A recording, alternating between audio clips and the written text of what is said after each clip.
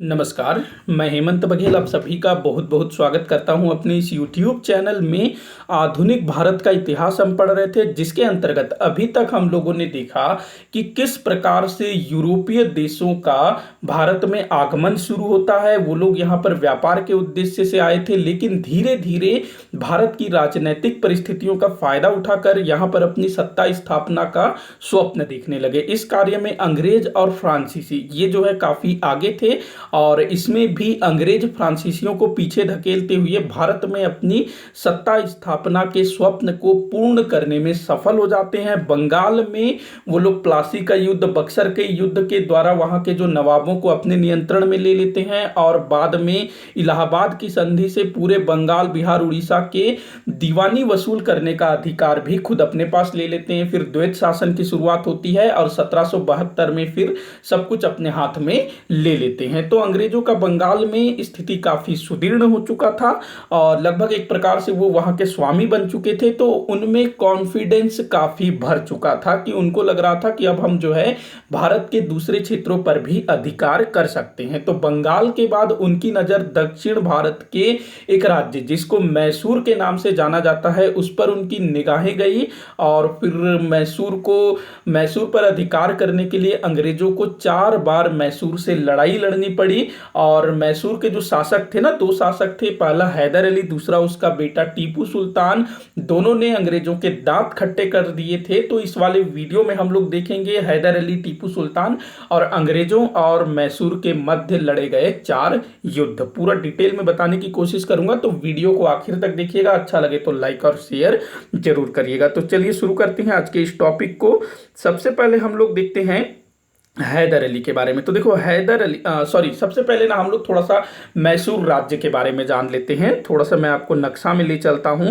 तो देखिए ये हमारे भारत का नक्शा है और मुगलों के टाइम पर ना ये जो पूरा जो दिख रहा है ना, ये इस तरफ जो अपना अहमद शाह अब्दाली का जो क्षेत्र दिख रहा है, ये पूरा का पूरा मुगलों के अधिकार में आता था। लगभग इधर जो है ना दक्षिण में आप जाओगे तो कुछ नीचे के एरियाज को छोड़ करके पूरा का पूरा जो भारत है मुगलों के अधिकार में होता था। खैर वो अलग चीज है। तो मुगलों के भारत में आगमन से पहले दक्षिण भारत में एक बड़ा साम्राज्य हुआ करता था जिसको हम विजयनगर साम्राज्य के नाम से जानते हैं। 1565 में तालीकोटा के युद्ध में विजयनगर साम्राज्य का सर्वनाश हो जाता है और उसके बाद वो जो है पतन की ओर चला जाता है। धीरे धीरे विजयनगर साम्राज्य के अवशेषों में छोटे छोटे स्वतंत्र राज्यों का उदय होता है। उन्हीं में से एक था मैसूर। तो मैसूर यहां पर आप लोग देख पा रहे होंगे नक्शे में। अगर मैं इसको थोड़ा सा जूम करता हूं तो नीचे आप लोग देखिएगा, ये मैसूर आप लोगों को दिख रहा होगा। आज का जो कर्नाटक है ना, वो मैसूर के नाम से जाना जाता था उस समय। ये जो है ना एरिया, कर्नाटक वाला जो एरिया है, यही मैसूर था। आज के समय में कर्नाटक राज्य का एक छोटा सा स्थान है मैसूर, लेकिन उस समय कर्नाटक के बहुत बड़े हिस्से को मैसूर के नाम से जाना जाता था। और कर्नाटक किसको बोला जाता था? तो कर्नाटक ना उस समय आज के तमिलनाडु को बोला जाता था। ये जो पूरा एरिया है ना नीचे वाला छोड़ के, ये कर्नाटक कहलाता था, जिसकी राजधानी अर्काट हुआ करती थी उस समय। और इस तरफ वाला जो भाग है खाली वाला, ये था त्रावणकोर। और ये जो है ना ये क्षेत्र, ये आपके निजाम का क्षेत्र था, जो हैदराबाद का निजाम था ना उसका क्षेत्र था। देखो हैदराबाद का जो निजाम था उसके अधिकार में ना महाराष्ट्र, कर्नाटक, आंध्र प्रदेश, इन सब का बहुत बड़ा हिस्सा उसके अधिकार में था। और बाकी ये जो सारे क्षेत्र हैं ये मराठों के अधीन थे। और ऊपर जो मैंने दिखाया ये वाला जो पार्ट है ना, ये अहमद शाह अब्दाली। और इस तरफ आप लोग देखेंगे तो ये अंग्रेजों का बंगाल, ये वाला अहमद शाह अब्दाली। यहाँ पर राजपूत थे और इधर छोटा सा क्षेत्र में दिल्ली, मतलब कि मुगल। तो हम लोगों को बाकी को नहीं देखना है, मैसूर को देखना है। तो आप लोग नक्शे में समझ गए होंगे कि मैसूर कहां पर था। यहीं पर जो है विजयनगर साम्राज्य हुआ करता था। तो बाद में वहीं पर मैसूर राज्य की स्थापना हुई। तो बात करते हैं हैदर अली की। तो देखो मैंने बताया कि मैसूर एक स्वतंत्र राज्य बना, वहां पर हिंदू शासक शासन करते थे। तो 18वीं शताब्दी के मध्य के दशकों में मैसूर के जो हिंदू शासक थे ना उतने योग्य नहीं थे, अयोग्य थे, निकम्मे टाइप के थे। मतलब शासन प्रशासन में उनका कोई पकड़ नहीं था। तो ऐसे समय में एक सामान्य अधिकारी बोलना चाहिए, मतलब कि जो हैदर अली था ना, वो कोई राजा महाराजा नहीं था। वो एक सामान्य सैनिक के रूप में अपनी सेवाएं शुरू करता है। अपनी योग्यता के बल पर वो जो है ऊपर उठता चला गया, और मैसूर राज्य की अव्यवस्था को देखते हुए उसने जो है मैसूर राज्य पर अधिकार कर लिया, और 1761 में खुद मैसूर का सुल्तान बन गया। देखो 1761 में ही भारत में एक और महत्वपूर्ण घटना घटित हुई थी, पानीपत की लड़ाई। पानीपत की लड़ाई में जो मराठे थे, पानीपत की तीसरी लड़ाई, तो मराठों की बुरी तरह से हार हो जाती है, मराठे शक्तिहीन हो जाते हैं कुछ समय के लिए, बाद में फिर से वो उठ खड़े होते हैं, लेकिन थोड़े समय के लिए शक्तिहीन तो हुए थे। तो उन्हीं सब चीजों का फायदा हैदर अली को मिलता है। 1761 में मैसूर में स्वतंत्र राज्य की स्थापना करता है। ये जो हैदर अली था ना, निरक्षर था, पढ़ा लिखा नहीं था, लेकिन इसके बावजूद भी उसमें सैनिक एवं राजनैतिक योग्यता अद्वितीय थी। मतलब कि एक कुशल योद्धा था, सेना का नेतृत्व तो बड़े अच्छे तरीके से कर लेता था। कोई सा भी युद्ध अभियान हो, बड़े से बड़ा युद्ध अभियान हो, उसकी योजना अच्छे तरीके से बना लेता था, उसको क्रियान्वित भी कर लेता था। आगे हम लोग देखेंगे कि कैसे ये अंग्रेजों को पटकनी देता है। तो निरक्षर होने के बावजूद भी काफी मतलब चतुर व्यक्ति था। और जैसे कि हम लोग अगर इस नक्शे को देखें ना, भारत के नक्शे को, तो जो मैसूर की स्थिति है आप लोग देख रहे होंगे कि उसके उत्तर में एक तरफ मराठे हैं, तो दूसरी तरफ निजाम का क्षेत्र है, वहीं पूर्व की तरफ आपका क्या कहते हैं कर्नाटक है, और एक तरफ समुद्र है। तो ये जो है चारों तरफ दूसरे राज्यों से घिरा हुआ, एक तरफ समुद्र, समुद्र में अंग्रेजों का राज है। तो जो मैसूर था ना उस समय, दक्षिण के राज्यों में मैसूर काफी शक्तिशाली हो गया था उस समय। मराठे भी शक्तिशाली थे, और निजाम की बात करें तो वो उसका कोई कुछ था ही नहीं। मतलब कि वो बिल्कुल बिन पेंदे के लोटे की तरह था, उसको जिधर फायदा लगता वो उस तरफ जाता। तो जब बंगाल में अंग्रेजों की सत्ता स्थापित हो जाती है, तो अगला जो नंबर है वो मैसूर का आता है। वो इसलिए क्योंकि जो मैसूर है, एक तो वहां का जो राजा है वो अंग्रेजों को भाव नहीं देता है, मतलब कि अंग्रेजों के साथ उसकी उतनी बनती नहीं है। फ्रांसीसियों के साथ अच्छी बनती थी हैदर अली की।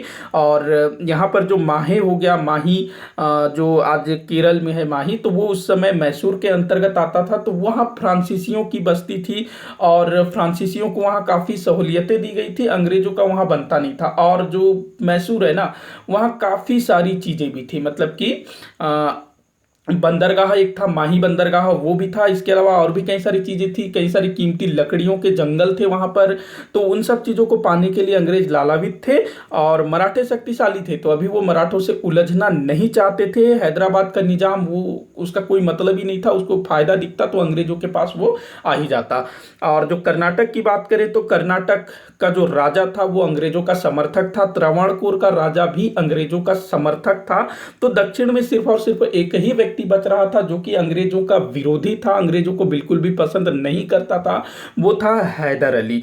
तो अंग्रेजों ने प्लान बनाना शुरू किया। तो देखिए, तो प्रथम आंग्ल मैसूर युद्ध, इसको हम लोग देखते हैं। अच्छा, एक चीज मैं और बता देना चाहूंगा, बाद में आगे बढ़ेंगे। जो मराठे हैं, जो निजाम हैं, ये लोग दोनों ना मैसूर पर लगातार आक्रमण करते रहते थे। मतलब कि सभी एक दूसरे के ऊपर आक्रमण करते थे, क्योंकि जो मैसूर राज्य है उसने भी तो मराठों के क्षेत्र, निजाम के क्षेत्र पर अधिकार करके अपने राज्य का विस्तार किया होगा ना। तो सभी एक दूसरे के ऊपर आक्रमण करते थे।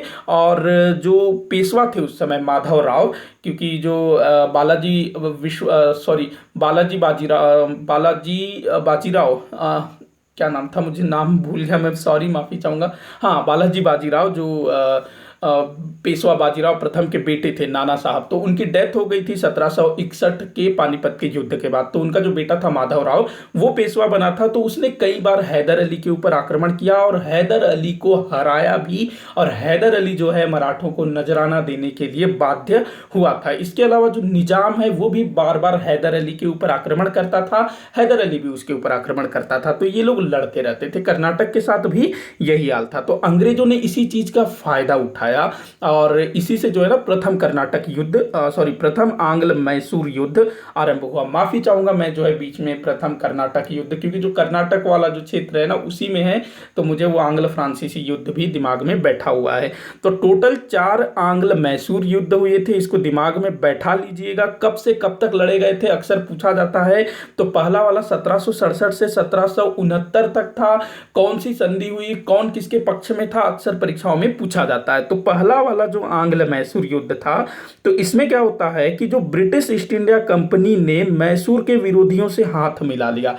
मतलब कि जो ब्रिटिश ईस्ट इंडिया कंपनी थे, उन्होंने सारा कुछ जांच पड़ताल कर लिया कि भाई हम लोग किसके ऊपर कब्जा कर सकते हैं, किसके ऊपर अपना जाल डाल सकते हैं। तो उन्होंने तय किया, हाँ मैसूर, इसको अब हम लोग नहीं छोड़ेंगे।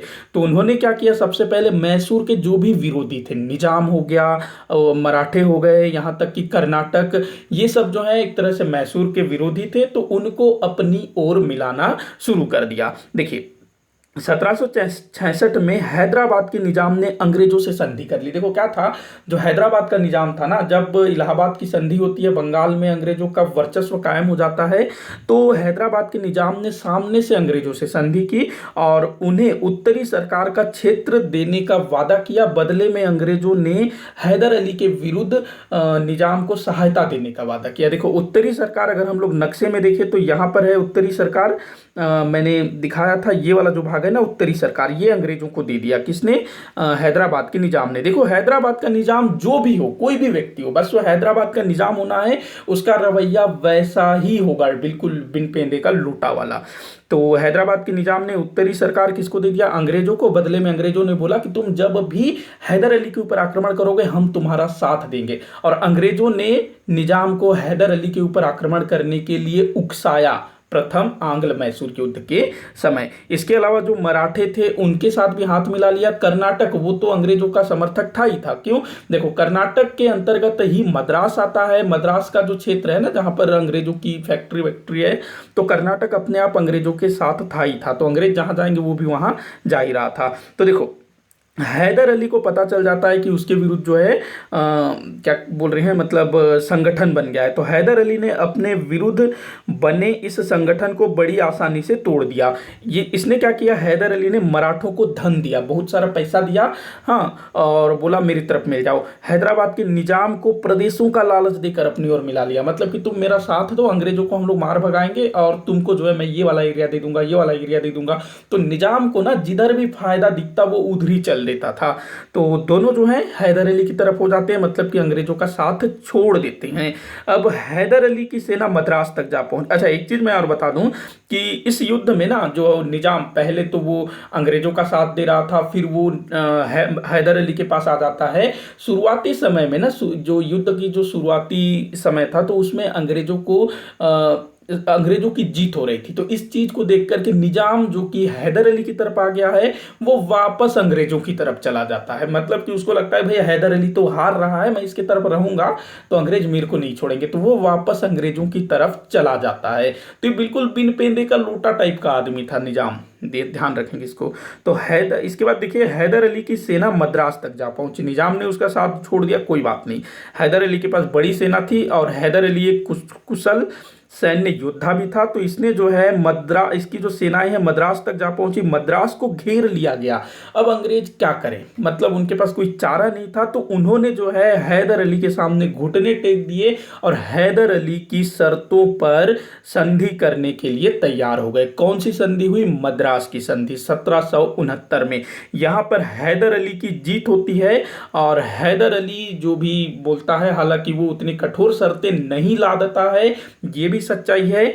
संधि की शर्तों के अनुसार दोनों पक्षों ने एक दूसरे के जीते हुए प्रदेशों को लौटा दिया। मतलब कि जो हैदर अली ने जो अंग्रेजों के प्रदेश जीते थे वो उसने वापस कर दिए, अंग्रेजों ने जो प्रदेश हैदर अली के जीते थे उनको उन्होंने वापस कर दिया। तो दोनों ने जीते हुए प्रदेश एक दूसरे को वापस कर दिया।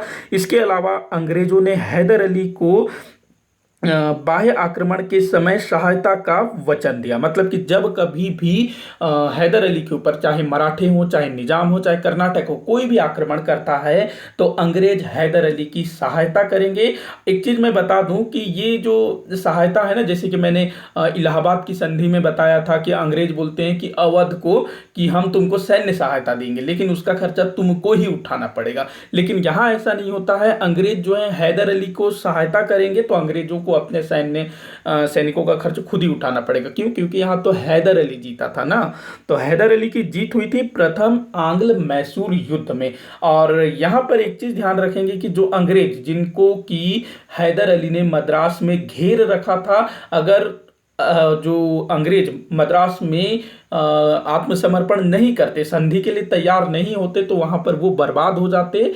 और अंग्रेजों ने बिल्कुल यही सोचा कि चलो अभी संधि कर लेते हैं, बाद में अपनी ताकत बढ़ा करके इसके ऊपर बाद में अटैक करेंगे। तो ये जो संधि थी ना, मतलब ये जो युद्ध था, ये एक तरह से आप लोग ये बोल सकते हो कि कोई मतलब निश्चित निर्णय नहीं निकला। बस अंग्रेजों को लगा कि हम हार सकते हैं, हम मिट सकते हैं, इसीलिए उन्होंने जो है हाथ खड़े कर दिए, भले उनको हारना पड़ा।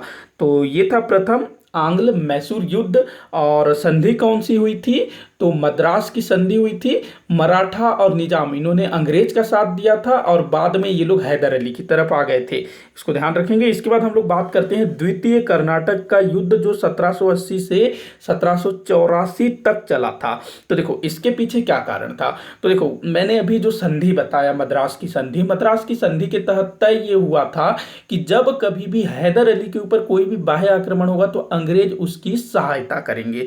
तो कुछ ही समय बाद 1769 में ये संधि हुई थी। तो 1770-71 में मराठों द्वारा हैदर अली पर आक्रमण कर दिया, और हैदर अली ने अंग्रेजों से अनुरोध किया कि भाई जो संधि हुई थी मद्रास की संधि, तो उसके तहत आप लोगों को मेरी सहायता करनी चाहिए, लेकिन अंग्रेजों ने सहायता नहीं की। तो ये साफ साफ मद्रास की संधि का उल्लंघन था। लेकिन जो हैदर अली था उसने इसका जो है कोई उतना विशेष मतलब तुरंत एक्शन नहीं लिया। लेकिन ये जो संधि का उल्लंघन हो गया, और हैदर अली और अंग्रेजों के बीच कटुता जो थी वो और बढ़ गई। हालांकि लंबे समय तक युद्ध हुआ नहीं। इसके बाद देखिए हैदर अली जो है ना फ्रांसीसियों का काफी समर्थक था। मतलब कि जो फ्रांसीसी थे हैदर अली के राज्य में अच्छा खासा व्यापार करते थे। हैदर अली और फ्रांसीसियों के बीच घनिष्ठ संबंध था। इसी समय अमेरिका में स्वतंत्रता आंदोलन भी आरंभ हो गया, जिसमें फ्रांस ने अमेरिका का समर्थन किया था इंग्लैंड के खिलाफ। तो कहीं ना कहीं फ्रांस और जो इंग्लैंड है वो एक दूसरे के शत्रु हुए। भारत में भी कर्नाटक युद्ध लड़ा गया था दोनों के बीच, 3 कर्नाटक युद्ध। उधर वो लोग यूरोप में लड़ रहे थे, इधर भारत में लड़ रहे थे। अब अमेरिका में लड़ रहे हैं। अमेरिका की स्वतंत्रता के लिए फ्रांस जो है अमेरिका का साथ दे रहा है और इंग्लैंड से लड़ रहा है, और इधर हैदर अली वो फ्रांस का समर्थन कर रहा है। तो कहीं ना कहीं अंग्रेजों को लगता है कि ये जो है मतलब कि हैदर अली और फ्रांसीसियों का जो संबंध है हमारे लिए खतरा बन सकता है। तो फिर वो लोग एनालिसिस मतलब कि वो लोग फिर जो है एनालिसिस करने लगते हैं कि इसका क्या परिणाम हो सकता है। इस समय बंगाल का गवर्नर था वॉरेन हेस्टिंग्स। याद रखेंगे वॉरेन हेस्टिंग्स, जो कि 1772 में गवर्नर बनकर के आया था बंगाल का। तो उसने क्या किया, जो माही जो है ना आज के समय में केरल में है माही। तो ये जो है जो माही है ना, ये फ्रांसीसी बस्ती हुआ करती थी। एक बंदरगाह था, समुद्र तट में था माही, बहुत बड़ा बंदरगाह था, और एक फ्रांसीसी बस्ती थी। और हैदर अली इस पर अपना अधिकार बताता था, और ये इसके अधिकार में थे। जो फ्रांसीसी उसके समर्थक थे ना, सहयोगी थे। तो माही जिस पर हैदर अली अपना अधिकार क्षेत्र मानता था, फ्रांसीसी बस्ती थी ये। तो यहाँ पर जो है अंग्रेज आक्रमण कर देते हैं। कहाँ पर? माही पर अंग्रेज आक्रमण कर देते हैं। एक मिनट। हाँ, तो वॉरेन हेस्टिंग्स वो इस समय जो है बंगाल का गवर्नर था, और वो जो है फ्रांसीसी और हैदर अली के घनिष्ठता को संदेह की दृष्टि से देख रहा था। 1779 में अंग्रेजों द्वारा माही पर अधिकार कर लिया गया। माही जो कि एक फ्रांसीसी बस्ती है, और वो जो क्षेत्र है हैदर अली अपने अधिकार क्षेत्र में समझता है। तो सीधे सीधे उसको लगा कि अंग्रेजों ने मुझको चुनौती दी है। और देखो अंग्रेजों ने ना ये चीज जानबूझ करके की थी। उनको पता ही था कि अगर हम लोग माही पर अटैक करते हैं तो हैदर अली जो है पलटवार करेगा। क्यों? क्योंकि अंग्रेज चाहते थे मैसूर के साथ लड़ना, मतलब कि मैसूर के साथ लड़ो, उसको समाप्त करो, उसके राज्य पर अधिकार कर लो, जैसे कि बंगाल में हुआ था। तो अब यही चीज जो है ना द्वितीय आंग्ल मैसूर युद्ध का कारण बनता है। और जो हैदर अली है उसने निजाम तथा मराठों से मिलकर सबके शत्रु ईस्ट इंडिया कंपनी के विरुद्ध एक संयुक्त मोर्चा बना लिया। अब इसको देखिए, पहले ये जो दोनों है ना मराठे और निजाम, पहले वाले आंग्ल मैसूर युद्ध में किसका साथ दे रहे थे? अंग्रेजों का साथ दे रहे थे। लेकिन इस बार जो है परिस्थितियां कुछ अलग थी, तो निजाम और मराठे दोनों जो हैं इस बार किसका साथ देते हैं? हैदर अली का। देखिए क्या था कि 1775 में आंग्ल मराठा युद्ध शुरू हो जाता है। तो जिस समय द्वितीय आंग्ल मैसूर युद्ध शुरू हुआ 1780 में, उस समय अंग्रेजों और मराठों के बीच में संघर्ष चल रहा था। यही कारण है कि मराठों ने अंग्रेजों का साथ नहीं दिया और निजाम उसको कुछ फायदा नजर आ रहा था होगा, क्योंकि देखिए पहले वाले आंग्ल मैसूर युद्ध में हैदर अली की जीत हुई थी, तो निजाम को लग रहा था कि उसको प्रॉफिट होगा, तो वो जो है हैदर अली का साथ दे रहा था। तो ध्यान रखेंगे पहले वाले में ये लोग जो है अंग्रेजों के साथ में थे, दूसरे वाले में हैदर अली के साथ।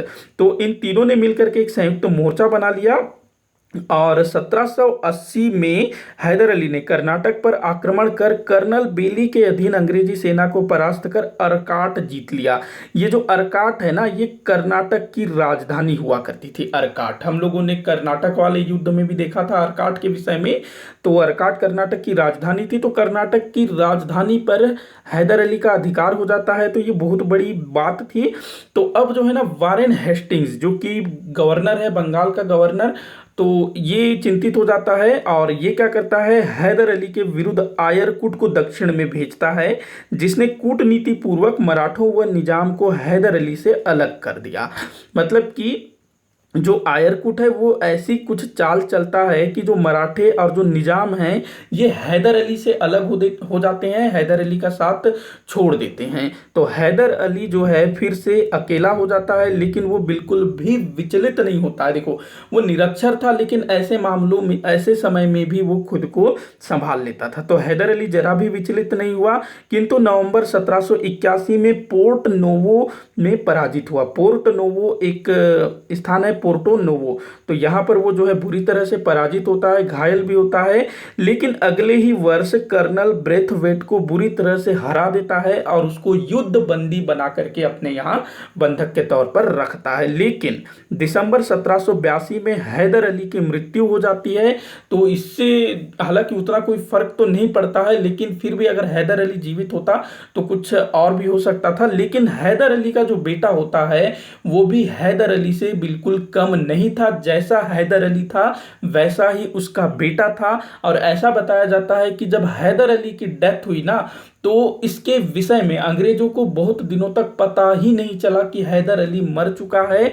और जब फिर टीपू सुल्तान जब बाकायदा जो सुल्तान बनता है कायदे से, उसके बाद इनको जो है पता चलता है कि जो हैदर अली है उसकी डेथ हो चुकी है। देखिए क्या होता है कि जब भी ना राजा की डेथ हो जाती है, ऐसे युद्ध वगैरह चल रहा होता है, जैसे कि हम लोग पानीपत की लड़ाई देखे थे, पानीपत की तीसरी लड़ाई, तो उसमें जो विश्वास राव जिसको पूरे अभियान का लीडर बनाया जाता है, हालांकि लीडर वो नहीं होता है, उसका चाचा होता है, लेकिन वो एक औपचारिक लीडर होता है कि हाँ हमारा राजा ये है, तो उसकी डेथ हो जाती है। इसके अलावा जो सदाशिवराव भाऊ है वो भी घायल हो जाता है और वो खुद भी विश्वास राव के मृत्यु हो जाने पर थोड़ा सा विचलित हो जाता है और बाकी सेना में भी भगदड़ मच जाता है। लेकिन यहाँ पर ना ऐसा कुछ भी नहीं होता है। हैदर अली के जो भी सैनिक अधिकारी होते हैं वो जो है संयम से काम लेते हैं। टीपू सुल्तान को मैसूर का सुल्तान बनाया जाता है और जहाँ से ये चीज़ें खत्म हुई थी ना हैदर अली की मृत्यु के समय, वहीं से टीपू सुल्तान फिर चीज़ों को फिर से शुरू करता है। मतलब कि वो जो है युद्ध को जारी रखता है और अंग्रेजों को कड़ी चुनौती देता है। इसी बीच ना 1783 में आयरकुट की भी मृत्यु हो जाती है। आयरकुट वही जिसको मैंने बताया कि ये जो मराठे और निजाम को हैदर अली से अलग किया था, तो 1783 में इसकी भी डेथ हो जाती है। और इसके बाद ना टीपू सुल्तान ने कुछ समय तक युद्ध जारी रखा। 1784 में मंगलौर की संधि करने के लिए बाध्य हुआ। देखिए क्या था ना कि टीपू सुल्तान हालांकि है योग्य है अपने पिता के समान, लेकिन जो युद्ध है काफी लंबे समय से चल रहा है, कोई निश्चित परिणाम नहीं निकल पा रहा है। अंग्रेज भी परेशान हो चुके हैं, उकता चुके हैं, थक चुके हैं दोनों तरफ। और अंग्रेज विशेष रूप से वो ये चाहते हैं कि किसी तरह से भी युद्ध विराम हो जाए, उनको समय मिल जाए आगे की तैयारी करने के लिए। देखो अंग्रेजों का क्या था ना, भारत भारत में आप जितने भी युद्ध देखोगे ना, वो प्रथम द्वितीय तृतीय अंग्रेजों और मराठों के बीच में भी 3 मराठा युद्ध हुए थे, 3 आंग्ल मराठा युद्ध। सिखों के साथ भी 2 युद्ध हुए थे। तो ये जो है ना, मतलब अंग्रेजों को जब भी लगता कि उनकी हार हो रही है, मतलब कि वो जो है जीत नहीं पाएंगे, तो वो जो है युद्ध विराम कर लेते थे, संधि कर लेते थे और आगे फिर तैयारियों में लग जाते थे। जब तैयार हो जाते तब फिर लड़ाई चालू कर देते। तो यहाँ सेम वही चीज होता है, अंग्रेज भी थक चुके थे तो उनको भी समय चाहिए था, टीपू सुल्तान को भी समय चाहिए था। तो 1784 में मंगलौर की संधि होती है। देखो, पहले मद्रास की संधि 1769 में, उसके बाद अब 1784 में मंगलौर की संधि। संधि की शर्तों के अनुसार दोनों पक्षों ने विजित प्रदेशों को एक दूसरे को लौटा दिया, साथ ही युद्ध बंदियों को रिहा कर दिया। पहले की तरह, पहले भी जो है ना जीते हुए प्रदेशों को आपस में अदला बदली की गई। तो ये चीजें ध्यान रखिएगा। तो जो द्वितीय आंग्ल मैसूर युद्ध था, तो अगर ये जो संधि हुई थी ना, तो इसमें देखा जाए तो किसी का कोई नुकसान नहीं हुआ, किसी को कोई फायदा नहीं हुआ, लेकिन टीपू सुल्तान के पिता की डेथ हुई, तो वो एक बहुत बड़ी बात थी। तो खैर आगे हम लोग देखते हैं। इसके बाद टीपू सुल्तान, मतलब कि टीपू जो है ना मैसूर का सुल्तान बन गया।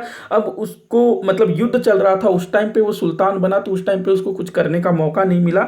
तो जैसे ही युद्ध समाप्त हुआ, तो अब वो जो है ना अपने पद को मान्यता दिलाने की कोशिश करता है। उसके जो अधिकारी गण है वो लोग बोलते हैं कि आप जो है ना मुगल बादशाह से अपने पद की मान्यता ले लीजिए, लेकिन टीपू इसके लिए बिल्कुल भी तैयार नहीं था, क्योंकि उसको लगता था कि जो मुगल बादशाह है वो खुद अंग्रेजों का पेंशनर है और मैं उससे फरमान लूं और अपने पद की मान्यता लूं। इसने ये बोला कि मैं क्यों ना तुर्की के खलीफा से अपने पद की मान्यता लूं, और तुर्की में अपना एक दूत मंडल भिजवाया। इसके अलावा फ्रांसीसी, जो कि इसके मतलब कि मैसूर में ये लोग व्यापार करते थे, माही में फ्रांसीसी बस्ती थी, और फ्रांसीसियों के साथ इसके पिता के समय से ही मैसूर राज्य के अच्छे संबंध थे। तो ये सोचता है कि क्यों ना हम लोग फ्रांस देश से भी सहायता मांगे। यहां मैं एक चीज क्लियर कर देना चाहता हूं कि जो कर्नाटक युद्ध हुआ था ना, आंग्ल फ्रांसीसी संघर्ष, और वांडीवास का युद्ध हुआ था तीसरे कर्नाटक युद्ध में, जिसमें फ्रांसीसियों की कमर टूट गई थी और अंग्रेजों ने फ्रांसीसियों को बाध्य कर दिया कि वो भारत के कुछ छोटे से हिस्सों तक ही सिमट करके रह जाएंगे। लेकिन इसके बावजूद भी फ्रांसीसी जो है ना मौके की तलाश में थे। हालांकि भारत में उनकी स्थिति बिल्कुल कमजोर थी। क्यों? क्योंकि उनका जो देश था ना वो भी यहां पर उतना ध्यान नहीं दे रहा था। तो भारत में फ्रांसीसियों की बस्तियां पौंडीचेरी में थी, माही में थी और यमन में थी शायद, और कुछ एक जगहों पर थी। तो छोटे से एरिया में वो लोग जो है सिमट करके थे, लेकिन कहीं ना कहीं उनके मन में भी रहा कि फिर से हम लोग जो है अपनी शक्ति को बढ़ाएं, लेकिन उनकी गवर्नमेंट भी यहाँ ध्यान नहीं दे रही थी।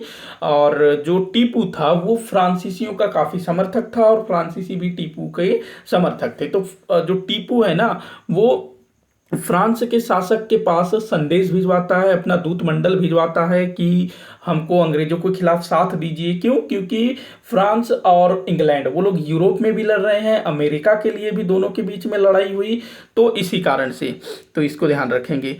तो तुर्की में अपना दूतमंडल भेजा, फ्रांस में अपना दूतमंडल भेजा। टीपू को अंग्रेजों के साथ भावी युद्ध की असीम संभावना लग रही थी। देखो, जो मंगलौर की संधि हुई थी वो अपूर्ण संधि थी, एक तरह का युद्ध विराम था, और इस चीज को टीपू समझता था। देखो, जो दोनों पिता पुत्र है ना, ये चीजों को, मतलब कि आगे क्या हो सकता है, अभी जो घटना घटित हुई है फ्यूचर में इसका क्या इंपैक्ट पड़ेगा, दोनों पिता पुत्र ना इस चीज को भली भांति समझते थे। और टीपू इस बात को बिल्कुल समझ रहा था कि ये जो युद्ध, मतलब युद्ध समाप्त हुआ है, जो संधि हुई है वो अल्पकालिक है, युद्ध आगे होना ही होना है। तो टीपू जो है इसकी तैयारियों में लग गया था, अपनी सैन्य शक्ति को बढ़ाने में। उसने जो है ना अपने राज्य में फ्रांसीसियों की मदद से कई सारे हथियार बनाने के कारखाने खुलवा लिए थे, हथियारों का निर्माण हो रहा था, अपने सैनिकों को यूरोपीय ढंग से वो जो है तैयार कर रहा था, तोप वगैरह। और टीपू के संबंध में यहां तक कहा जाता है कि इसने रॉकेट तक का प्रयोग किया था, आगे बताऊंगा मैं। तो ये सब चीज था। अब इसी मतलब कि युद्ध की संभावना को देखते हुए इसने 1784-85 होना था, 1784-85 में तुर्की में अपना दूतमंडल भेजा। एक तो अपने पद को मान्यता दिलाने के लिए, दूसरा उनसे सहायता मांगने के लिए। इसके अलावा उसने 1787 में फ्रांस में भी एक दूतमंडल भेजा था। तो ये सब चीजें ध्यान रखिएगा। इसी बीच ना 1785 से 1787 तक टीपू सुल्तान का मराठों के साथ संघर्ष हुआ, जिसमें टीपू ने मराठों के कई क्षेत्रों पर अधिकार कर लिया, मतलब कि उसने मराठों को भी पटकनी दी। और 1787 में ना मराठों और टीपू सुल्तान के बीच संधि होती है, मतलब कि मराठे जो है इससे संधि करने के लिए बाध्य हो जाते हैं। अब हम लोग देख लेते हैं इस समय अंग्रेज क्या कर रहे थे, मतलब कि जो मंगलौर की संधि हुई, जो द्वितीय आंग्ल मैसूर युद्ध की समाप्ति हुई मंगलौर की संधि से, तो उसके बाद अंग्रेज क्या कर रहे थे। तो देखो, दूसरी ओर लॉर्ड कॉर्नवालिस, पहले वारेन हेस्टिंग्स था द्वितीय आंग्ल मैसूर युद्ध के समय बंगाल का गवर्नर, तो अब वो जो है इंग्लैंड चला गया। तो अब जो है अगला गवर्नर आता है लॉर्ड कॉर्नवालिस। इसका कार्यकाल 1786 से 1793 तक था। तो ये जो है ना Lord Cornwallis, Pitt's India act जो 1784 में आया था, तो Lord Cornwallis Pitt's India act 1784 की धाराओं से बंधा हुआ भारत आया। उसे भारत में प्रतिरक्षात्मक उद्देश्यों को छोड़कर युद्ध एवं विजय की नीति से बचना था, लेकिन कॉर्नवालिस आदेशों का पालन नहीं कर सका। देखिए, ये जो है ना, जो मतलब बंगाल के गवर्नर जनरल हो गए, जो भी अधिनियम हो गए, जैसे कि रेगुलेटिंग एक्ट हो या पिट्स इंडिया एक्ट हो, इन सब के बारे में हम लोग आगे पढ़ेंगे। अभी बस आप लोग ना नामों को याद रखिएगा। देखो, जो आधुनिक भारत का इतिहास है ना, कई सारी चीजें जो है ना एक साथ चलती है, तो सबको हम लोग एक साथ नहीं पढ़ सकते। कुछ कुछ चीजों को लेकर के चलना होगा, कुछ को बाद में पढ़ना होगा। तो आप लोग चीजों को जो है ना ध्यान में रखिएगा, माइंड में रखिएगा। तो जो कॉर्नवालिस है, जब वो भारत आया तो उस समय पिट्स इंडिया एक्ट लागू हो चुका था, और उसकी धाराओं के अनुसार अब जो है ना British east India company Bharat में किसी प्रकार का कोई युद्ध का शुरुआत नहीं कर सकती, कोई विजय अभियान नहीं कर सकती। हाँ, अगर उसके ऊपर कोई आक्रमण करता है तो वो अपनी रक्षा के लिए प्रतिरक्षात्मक युद्ध कर सकती है। लेकिन जो कॉर्नवालिस था, जब वो यहाँ पहुंचता है, परिस्थितियों को देखता है, तो खुद वो जो है ना मतलब अपने आप को आदेशों के पालन करने से, मतलब आदेशों मतलब वो जो है खुद को युद्ध से रोक नहीं पाता है, मतलब कि आदेशों का पालन नहीं कर पाता है। तो देखेंगे आगे क्या होता है। अब सीधे हम लोग बात करते हैं तृतीय आंग्ल मैसूर युद्ध। तो इस समय गवर्नर कौन था बंगाल का? कॉर्नवालिस। तो ये जो युद्ध है 1790 से 1792 तक चला था। तो इस युद्ध के कारण हम लोग पहले देख लेते हैं। तो देखो, जो कॉर्नवालिस था ना, लॉर्ड कॉर्नवालिस, इसने टीपू सुल्तान पर आरोप लगाया कि वह अंग्रेजों के विरुद्ध फ्रांसीसियों का साथ दे रहा है और अंग्रेजों के मित्र त्रावणकोर पर आक्रमण के लिए जिम्मेदार है। देखो क्या था, जैसे कि मैंने बताया कि जो टीपू सुल्तान था वो फ्रांसीसियों का काफी समर्थक था। फ्रांसीसी भी टीपू सुल्तान का समर्थन कर रहे थे। क्यों? क्योंकि फ्रांसीसियों को भी लग रहा था कि भाई ये जो बंदा है अंग्रेजों का कट्टर शत्रु है, मतलब कि अंग्रेजों के पीछे ये हाथ धो के पड़ा हुआ है। जबकि जो मराठे थे, जो निजाम थे, कर्नाटक थे, उनका रवैया अंग्रेजों के प्रति उतना वो नहीं था। वो लोग जो है कभी अंग्रेजों के साथ मिल करके लड़ते थे, तो कभी अंग्रेजों के खिलाफ ही लड़ते थे। मतलब उनका कोई सीधा सीधा मतलब स्टैंड नहीं था उनका। अपना जब जैसा देखते उस हिसाब से वो लोग ढल जाते थे। लेकिन जो मैसूर के शासक थे वो लोग अपने मतलब उनका जो रवैया था अंग्रेजों को लेकर के, उस पर वो बने हुए थे। मतलब अंग्रेज हमारे शत्रु हैं तो शत्रु हैं, उनको मिटा दो, खत्म कर दो। यही कारण था कि जो फ्रांसीसी हैं उनको लगता था कि ये जो टीपू सुल्तान है, मैसूर का शासक है, ये अंग्रेजों की शक्ति को छीन कर सकता है, और अंग्रेजों की शक्ति भारत में छीन हुई तो हमारे लिए फायदा हो सकता है। तो फ्रांसीसी इसी कारण से टीपू सुल्तान का साथ दे रहे थे, और टीपू सुल्तान फ्रांसीसियों के माध्यम से फ्रांस के शासक की सहायता अंग्रेजों के विरुद्ध प्राप्त करना चाहता था। तो ये चीजें तो थी मतलब कि जो फ्रांसीसी और जो टीपू हैं उनके बीच में होता था, बातचीत होता था, पत्र व्यवहार होता था, और टीपू सुल्तान ने तो फ्रांस में दूत मंडल भी भेजा था। तो जो कॉर्नवालिस था उसने आरोप लगाया कि भाई तुम जो है फ्रांसीसियों के साथ मिल करके हमारे खिलाफ षड्यंत्र कर रहे हो, हमारे विरुद्ध कुछ काम कर रहे हो, ये आरोप लगाया जाता है। और ये कम पड़ता है तो फिर क्या होता है, अंग्रेजों का मित्र था त्रावणकोर आज का जो केरल है ना, तो उस पर टीपू सुल्तान ने आक्रमण कर दिया था।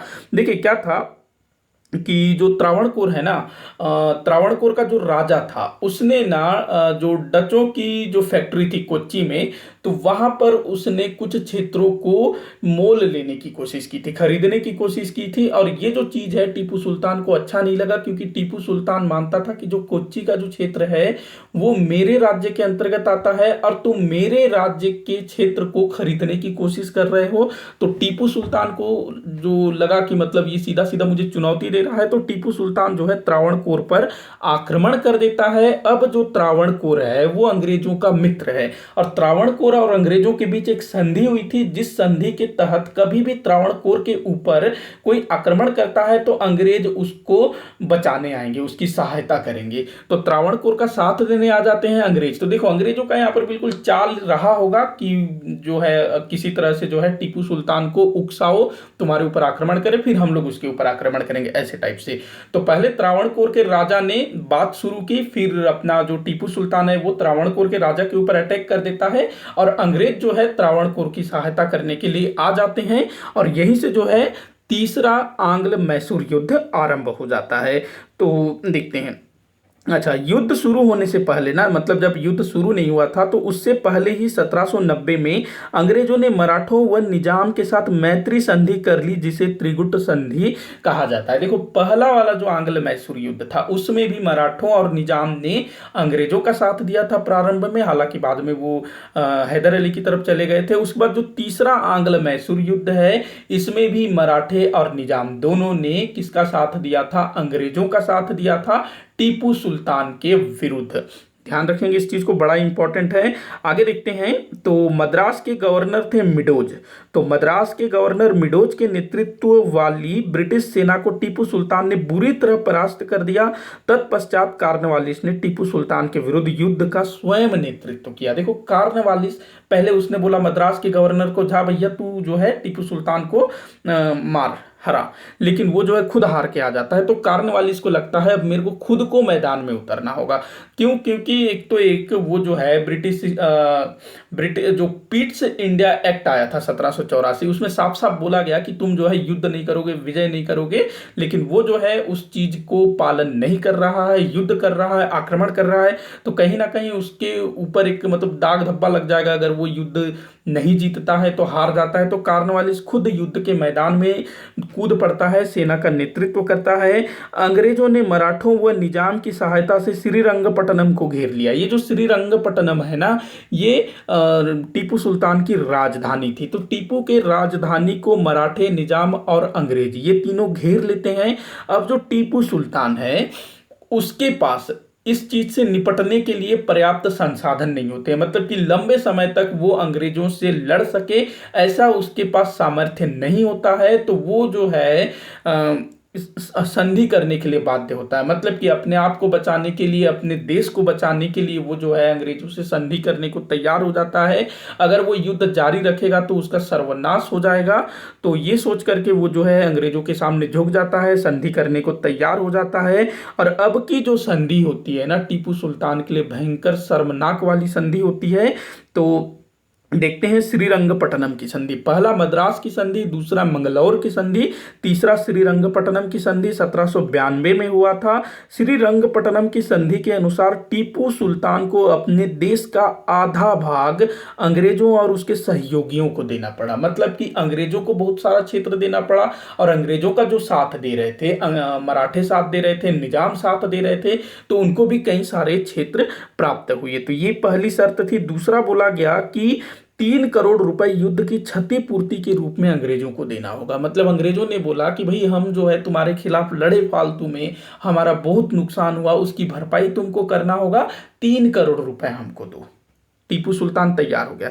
इसके बाद जो तीसरी शर्त थी ना, वो मतलब बड़ा ही बेकार था, टीपू सुल्तान के लिए बड़ा हृदय विदारक चीज था। तीसरी शर्त ये थी कि टीपू सुल्तान के 2 बेटे अंग्रेजों के पास रहेंगे, मतलब एक तरह से गिरवी, या फिर एक ये कहना चाहिए कि मतलब टीपू सुल्तान के जो बेटे हैं वो अंग्रेजों के पास रहेंगे। तो टीपू जो है कभी भी अंग्रेजों के विरुद्ध कोई कार्यवाही नहीं करेगा। तो ये सोच करके टीपू के 2 बेटों को अंग्रेजों के पास रखने की बात कही जाती है, और टीपू सुल्तान इन सभी शर्तों को स्वीकार कर लेता है। उसका आधा राज्य चला जाता है, लेकिन वो जो है ना अपनी प्रतिष्ठा को बचाने में कामयाब हो जाता है। उसके पिता ने जो राज्य बनाया था, हालांकि बहुत कुछ लुटवा देता है, लेकिन फिर भी उसकी मतलब वो जो है अपना बच जाता है, ये हम लोग कह सकते हैं।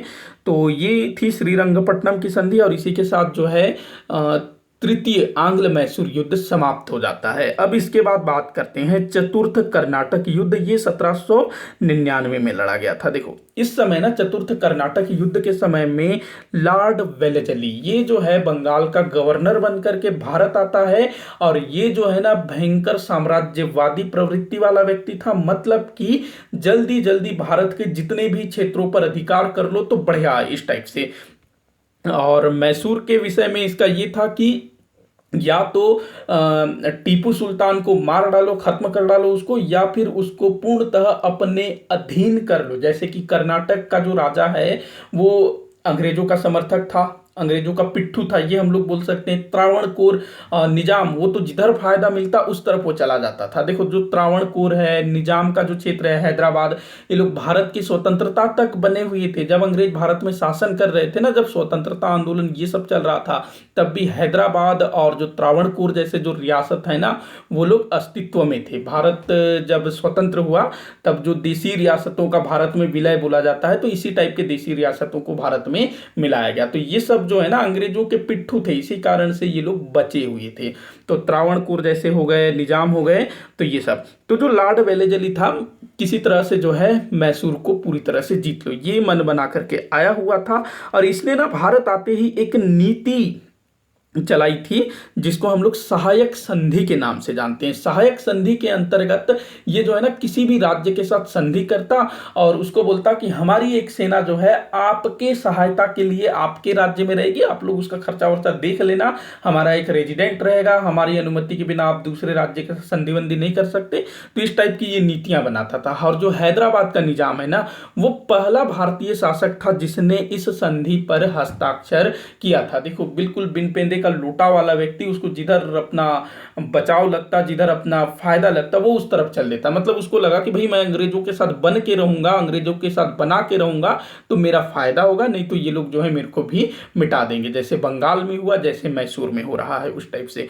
तो अब ये जो है लॉर्ड वेलेजली, ये बिल्कुल अब जो है ना अपना क्या कहते हैं ये सोच रहा था कि किसी तरह से मैसूर पर आक्रमण किया जाए, कोई ना कोई बहाना खोजा जाए। तो अब ये क्या बहाना बनाता है कि जो टीपू सुल्तान है वो मराठों के साथ और निजाम के साथ मिलकर के अंग्रेजों के विरुद्ध षड्यंत्र रच रहा है, युद्ध की तैयारी कर रहा है, इस टाइप से। अब इतना बहाना काम नहीं आया तो उसने फिर से फ्रांसीसी और टीपू सुल्तान के संबंधों वाली बात शुरू कर दी कि भाई तुम जो है फ्रांसीसियों के साथ मिल करके हमको बर्बाद करने का प्लान कर रहे हो, तुम फ्रांस के राजा के पास पत्र व्यवहार कर रहे हो। हालांकि ये जो चीजें थी ना ये सही थी। देखो जो टीपू सुल्तान था वो फ्रांस के जो शासक थे उस समय नेपोलियन बोनापार्ट, उसके साथ भी पत्र व्यवहार वो करता था। और जो नेपोलियन बोनापार्ट था उसने तो यूरोप में हाहाकार मचा रखा था, इंग्लैंड की भी हालत खराब हो रखी थी। और नेपोलियन बोनापार्ट ने अपने टीपू सुल्तान को ये वादा किया था कि मैं जो है यूरोप में अपनी स्थिति को ठीक कर लूं, यहाँ जो रायता फैला हुआ है उसको समेट लूं, उसके बाद जो है तुम्हारी मदद करूंगा। मतलब ऐसा रायता फैला, ऐसा नहीं बोला, ये मैं आप लोगों को समझाने के लिए बोल रहा हूं। तो नेपोलियन ने जो है सहायता का वचन दिया था, किसको? टीपू सुल्तान को। और फ्रांसीसियों के साथ उसके जो है संबंध अच्छे थे। तो इन्हीं चीजों को मतलब कारण बनाया कि तुम जो है फ्रांसीसियों के साथ मिलकर के हमारे खिलाफ षड्यंत्र रच रहे हो, युद्ध की तैयारी कर रहे हो, ये जो है संधि का उल्लंघन है, इस टाइप की बातें कर करके टीपू सुल्तान के ऊपर आक्रमण कर दिया जाता है। कब? 1799 में। देखो ये जो है ना मतलब जो कारण जो मैंने बताया वो तो सिर्फ और सिर्फ एक बहाने थे। जो वेलेजली है वो किसी भी तरह से मैसूर के ऊपर आक्रमण करना चाहता था और टीपू सुल्तान को बर्बाद करना चाहता था। तो 1799 में श्रीरंगपट्टनम को घेर लिया जाता है और टीपू सुल्तान जो है वीरता पूर्वक अंग्रेजों का सामना करता है और अपनी राजधानी को बचाते हुए वीर गति को प्राप्त हो जाता है। 1799 में टीपू सुल्तान की डेथ हो जाती है, शहीद हो जाता है। और जो अंग्रेज हैं उनका जो है श्रीरंगपट्टनम पर अधिकार हो जाता है। इसके बाद वाडियार वंश के एक बालक को मैसूर की गद्दी पर बैठाया जाता है और देश पर सहायक संधि थोप दी जाती है। मतलब कि वाडियार वंश के किसी बच्चे को शासक बना दिया जाता है और उसके साथ फिर सहायक संधि की जाती है। ये भी पूछा जाता है कि मैसूर जो है सहायक संधि पर कब हस्ताक्षर किया था? तो 1799 में टीपू सुल्तान ने नहीं किया था। ध्यान रखेंगे, टीपू सुल्तान की डेथ हो गई थी, उसके बाद जो वाडियार वंश का जो बालक था उसको जबरदस्ती बैठाया गया और उससे जो है संधि वगैरह में साइन करवाया गया। तो इस तरह से जो है टीपू सुल्तान का अंत हो जाता है। और ये जो संघर्ष है लगभग 40-45 साल से जो चला आ रहा था अंग्रेजों और मैसूर के शासकों के बीच, इसकी समाप्ति हो जाती है। और कई सारे क्षेत्र जो है मराठों को भी मिलते हैं, निजाम को भी मिलते हैं और अंग्रेजों को भी मिलते हैं, और कुछ छोटा सा हिस्सा वाडियार वंश के अंतर्गत रखा जाता है। बाद में सब कुछ जो है अंग्रेज अपने अधिकार में कर लेते हैं। तो ये था आंग्ल मैसूर युद्ध। अच्छा, कुछ चीजें मैं बताना चाहूंगा कि जो टीपू सुल्तान था ना, जिसके विषय में मैंने बताया कि ये फ्रांस में नेपोलियन बोनापार्ट के साथ पत्र व्यवहार करता था, तुर्की में इसने दूतमंडल भेजा था। तो ये जो है भारत का पहला शासक था, मतलब कि आधुनिक भारत बोले या फिर मतलब अंग्रेजों के विरुद्ध दूसरे देशों से सहायता मांगने वाला एकमात्र शासक यही था, टीपू सुल्तान। तो ये पूछा जाता है, ध्यान रखिएगा, नेपोलियन बोनापार्ट तक इसने जो है पत्र व्यवहार किया था और उसने सहायता का वचन भी दिया था। और जो टीपू सुल्तान था ना, ये नई नई चीज़ों पर काफ़ी काम करता था, मतलब नई नई चीज़ें इसको अच्छी लगती थी, पसंद आती थी। तो इसने जो है ना नए प्रकार के जो हथियार थे उनका भी प्रयोग किया था। जो रॉकेट क्या था कि उस टाइम पे ना जो रॉकेट होता था ना वो सिर्फ आतिशबाजी के लिए प्रयोग किया जाता था। तो टीपू सुल्तान ने क्या किया, रॉकेटों में तलवार बांध करके छोड़ दिया जाता था अंग्रेजी सेना के ऊपर, और बहुत बड़ी संख्या में, तो वो काफी नुकसान पहुंचाता था। तो ये चीज ध्यान रखिएगा, पूछा जाता है इस टाइप का चीज किसने पहले प्रयोग किया था। और टीपू सुल्तान ने प्रशासन के क्षेत्र में भी कई सारे बदलाव किए। मतलब ये एक कुशल योद्धा तो था ही था, हालांकि इसको बहुत ज्यादा समय तो नहीं मिल पाया। जितने वर्ष भी इसने शासन किया, अधिकतर वर्षों में तो ये युद्धों में ही लगा रहा, कभी अंग्रेजों के साथ, कभी मराठों के साथ, तो कभी किसी और के साथ। तो इसको जो है प्रशासन में मतलब कि अपनी जो प्रशासनिक व्यवस्था है उस ओर ध्यान देने का उतना समय नहीं मिला, लेकिन जितना भी समय मिला उसमें इसने अच्छा काम करने की कोशिश की। ये एक सुधारवादी शासक था, लेकिन इसके समय में अगर हम लोग राजस्व की बात करें ना, भू राजस्व के दरों की बात करें, तो 1/3 से 1/2 तक लिया जाता था। और 1/2 मतलब सीधा 50%, मतलब कि किसान जितना उगाता था उसका आधा जो है लगान के रूप में देना पड़ता था। वो इसलिए भी जरूरी था क्योंकि टीपू सुल्तान निरंतर युद्धों में लगा हुआ था। उसको जो तृतीय आंग्ल मैसूर युद्ध हुआ उसमें 3 करोड़ रुपए देना पड़ा युद्ध के हर जाने के रूप में। और उसी वर्ष ना लगभग ये 1791 के आसपास में जो भू राजस्व की दरें हैं ना वो लगभग 37 से 40% तक बढ़ानी पड़ गई थी। इसके अलावा अगर हम लोग बात करें तो जो टीपू सुल्तान है ना वो पाश्चात्य जो मतलब यूरोप में जो लिखी गई पुस्तकें हैं ना उनको फारसी भाषा में अनुवाद करवाता था। मतलब कि ये विद्या प्रेमी भी था। फारसी माफी चाहूंगा, जो पश्चिमी देशों में क्या घटनाएं घटित हो रही है उन पर भी ये नजर बनाए रखता था, चाहे वो अमेरिकी क्रांति हो या फिर फ्रांस की क्रांति हो, उस पर भी इसकी नजरें हुआ करती थी। तो ये एक तरह से देखा जाए ना तो इसकी जो सोच थी ना काफी आधुनिक थी, और ये किसी भी हालत में अंग्रेजों के सामने झुकने को तैयार नहीं था। वहीं अगर हम लोग मराठों की बात करें तो उन्होंने कई बार टीपू सुल्तान के विरुद्ध अंग्रेजों का साथ दिया था। और जो निजाम था वो तो भाई मतलब उसका कोई मतलब दीन ईमान नहीं था, उसको जिधर फायदा लगता वो उस तरफ चल देता, कभी मराठों का साथ देता, कभी निजाम का साथ देता, कभी अंग्रेजों का साथ देता, उसका कोई मतलब वो था ही नहीं। तो वो अलग चीज है, चाहे निजाम कोई भी हो, इस चीज को ध्यान रखिएगा, मतलब निजाम चाहे वह है कोई भी हो, जितने भी लोग निजाम बने ना लगभग सबकी स्थिति वैसी ही थी। तो आज का ये वीडियो यही समाप्त होता है, काफी लंबा हो गया, कुछ चीजें फालतू की भी मैंने शायद बताई, खैर जरूरी थी। तो आप लोग कमेंट करके बताइएगा वीडियो कैसा लगा, टॉपिक समझ में आया या नहीं। कहीं भी कोई भी डाउट है ना तो आप लोग नीचे कमेंट बॉक्स में जरूर लिखिएगा, मैं उसको सॉल्व करने की कोशिश करूंगा। वीडियो को ज्यादा से ज्यादा शेयर करिएगा, वीडियो को लाइक करिएगा, चैनल को सब्सक्राइब करिएगा। वीडियो को आखिर तक देखने के लिए बहुत बहुत धन्यवाद।